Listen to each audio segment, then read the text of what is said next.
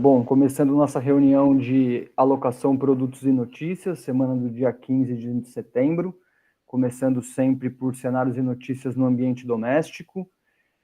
Acho que o destaque da semana passada não tinha como ser diferente, né? Se concentrou na condenação do ex-presidente Jair Bolsonaro por organização criminosa armada, tentativa de abolição violenta do Estado Democrático de Direito, golpe de Estado e dano qualificado pela violência e grave ameaça, e também por deterioração do patrimônio tombado.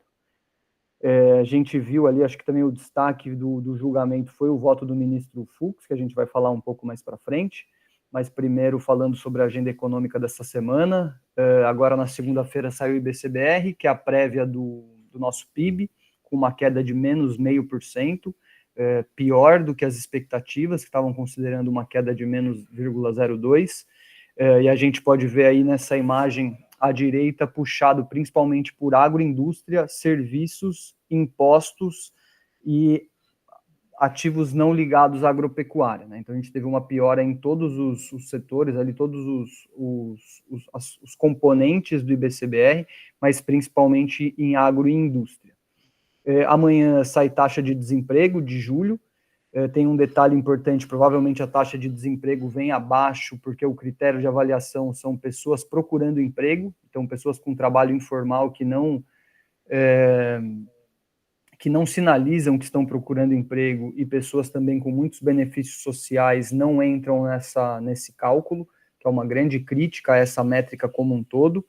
E quarta-feira sai tanto o IGP-10 e o principal destaque da semana, que é a definição de juros pelo Copom.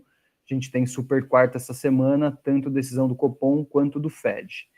Aí trouxe como destaques, né? Primeiro, essa composição, essa desfragmentação do IBCBR, né? Mostrando a agropecuária e indústria puxando mais fortemente para baixo o índice.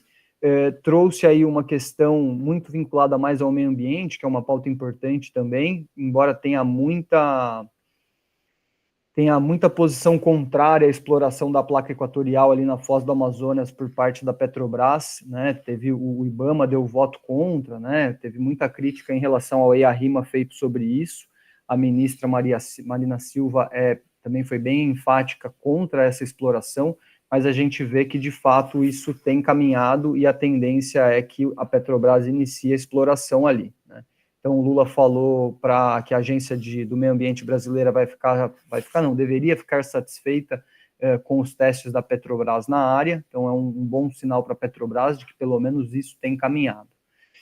Aí trouxe, né, matéria da Reuters, Bolsonaro é condenado a 27 anos de prisão, num fracasso histórico ali por parte da direita, e aí trouxe duas matérias falando um pouco sobre o voto do Fux, né? E o que é importante salientar aqui, que até a denúncia, o Fux sempre votou junto com a grande maioria do Supremo, né? A partir do recebimento da denúncia, que ele votou por receber, ou seja, quando você aceita uma denúncia, você parte do princípio que o número de provas é suficiente para se iniciar um julgamento, né? E aí, a partir daí, houve um distanciamento um pouco do Fux, ele passou a receber líderes da direita no seu gabinete. Um fato curioso né, quando teve a aplicação da Lei Magnitsky para o Alexandre de Moraes, todos os outros ministros do Supremo tiveram o visto cassado, com exceção do André Mendonça e do Cássio Nunes, que são ministros indicados pelo ex-presidente Bolsonaro, e também o Fux. Então, ali já foi uma sinalização de que tinha uma mudança ali, alguma coisa acontecendo, já que ele acatou a denúncia, ele foi ministro do STF no início de todo o processo, então ele também foi ameaçado durante um tempo ali. E aí, a partir em algum momento, isso se virou ao ponto dele não ter sofrido a mesma sanção que os outros ministros sofreram dos Estados Unidos. Ele votou primeiro pela anulação do processo, que eu, né, embora não seja jurista nem nada, achei ok, porque ele já tinha votado dessa mesma maneira em 2022, ou seja, que o STF não era competente para julgar. já que o ex-presidente Jair Bolsonaro praticou esses crimes já não sendo mais presidente, então ele, em teoria, né, na visão do Fux, ele não teria mais foro privilegiado e teria que ser julgado na primeira instância.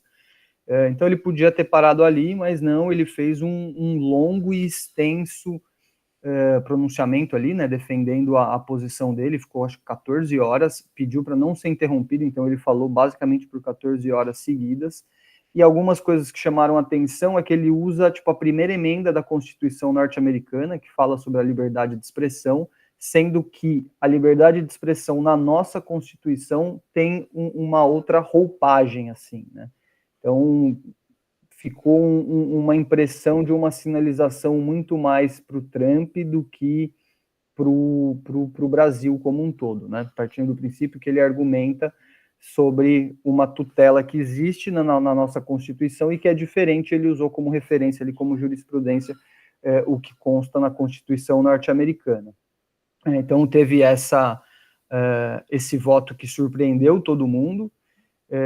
Existe um recurso que chama embargos infringentes, que de acordo com a lei, né, com a lei penal, ela cabe para sempre que são decisões não unânimes, então, em teoria, poderia utilizar aí esse recurso dos embargos infringentes, mas no STF já é meio que pacificado que só cabe embargos infringentes quando o voto é 3-2 e não apenas não unânime. Então, isso é um pouco descartado, que a jurisprudência do próprio STF já descarta.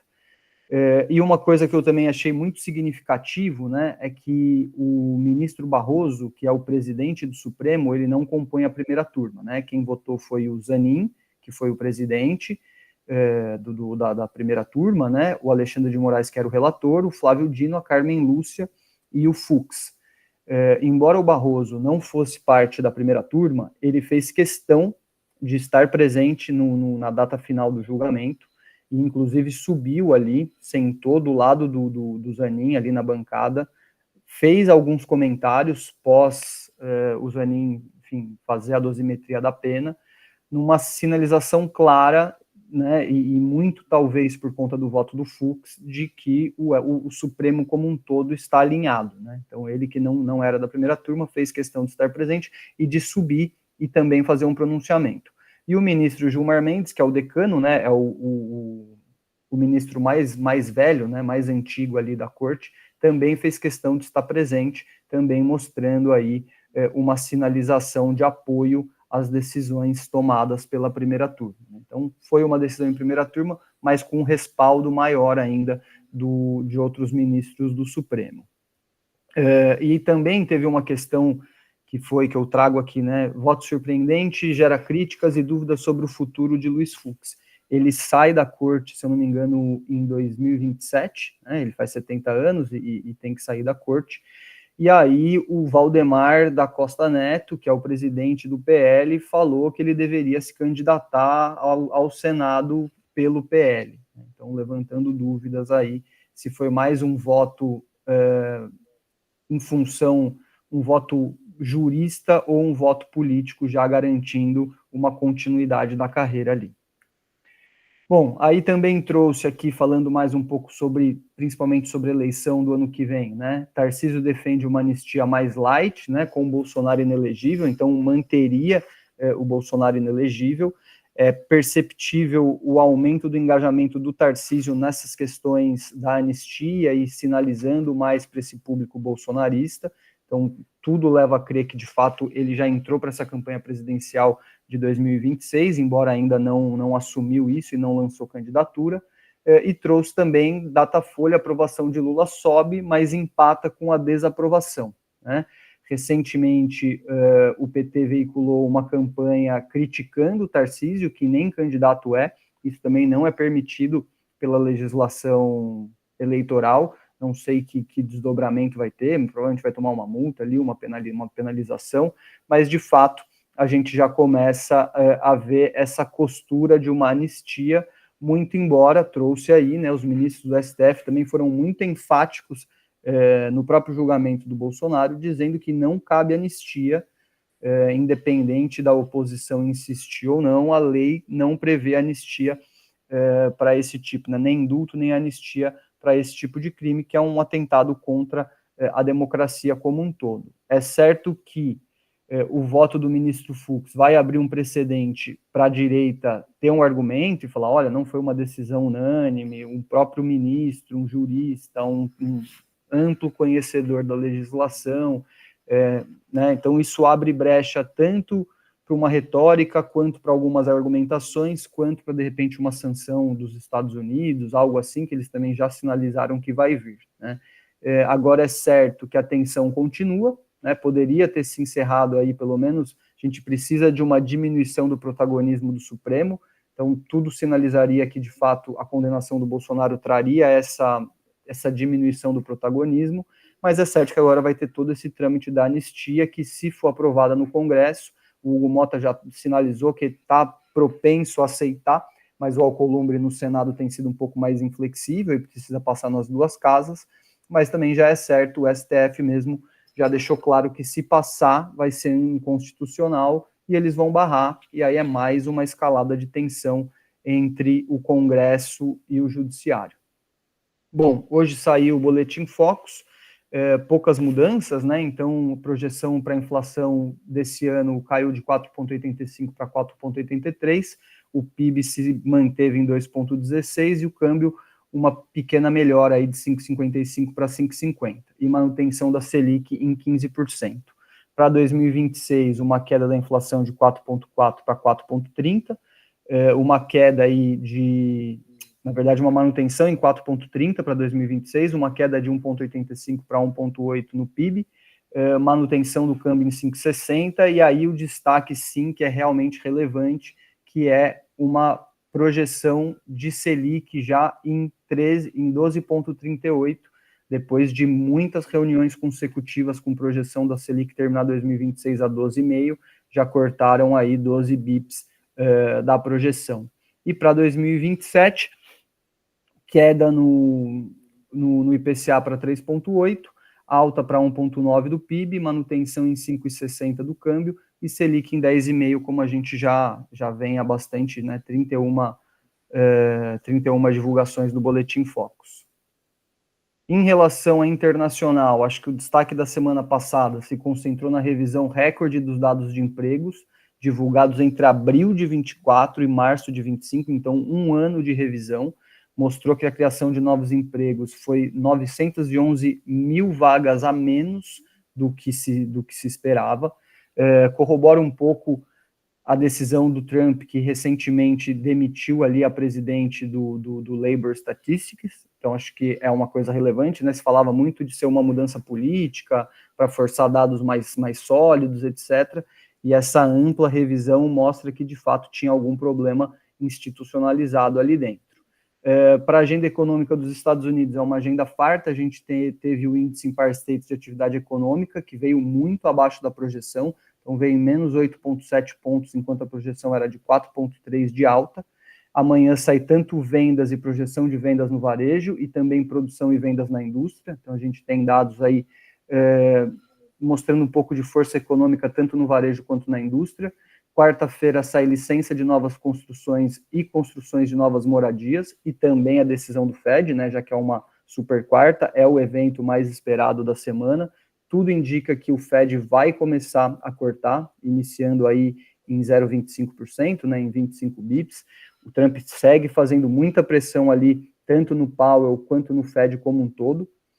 Quinta-feira, como toda quinta-feira, sai pedidos iniciais e contínuos por seguro-desemprego e também índice de atividade industrial pelo Fed de Filadélfia.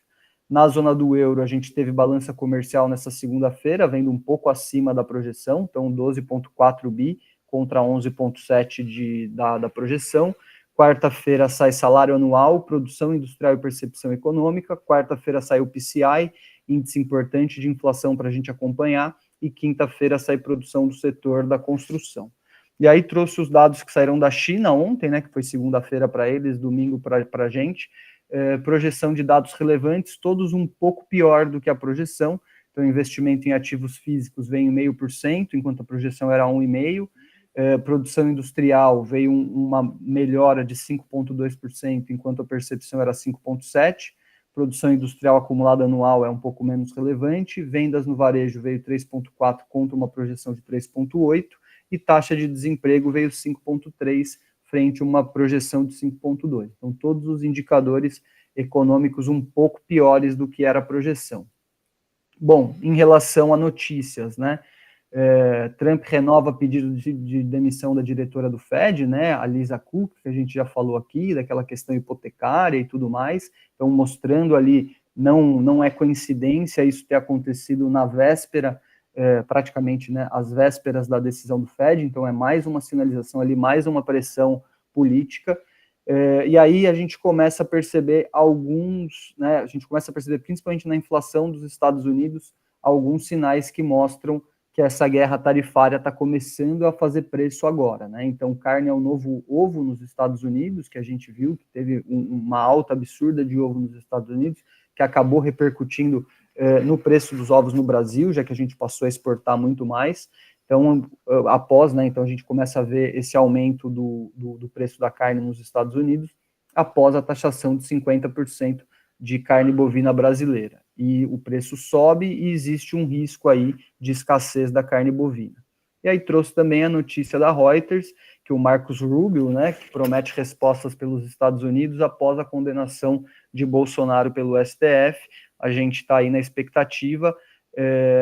O que se aventa é que a principal medida deva ser expandir a lei Magnitsky para os familiares do Moraes. Num primeiro momento, talvez incluir outros ministros dentro da lei e, a princípio, retaliar mais o judiciário do que o país como um todo. A gente sempre fica com receio por conta de Banco do Brasil, que é uma posição que a gente montou, já estamos carregando aí os seus 15%, 17%, varia, né, entre 17% e 10% de lucro, a depender do ponto de entrada de cada cliente. Se vier uma sanção aí, pode ir por água abaixo o nosso lucro.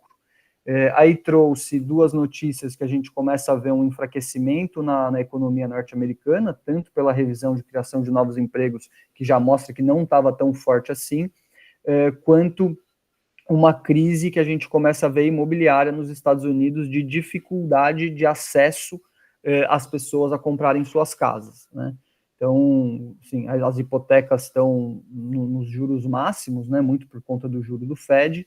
A gente vê um enfraquecimento da economia e a gente começa a ver um temor. O Trump até falou de fazer um tipo de intervenção ali para diminuir preço de moradia e etc.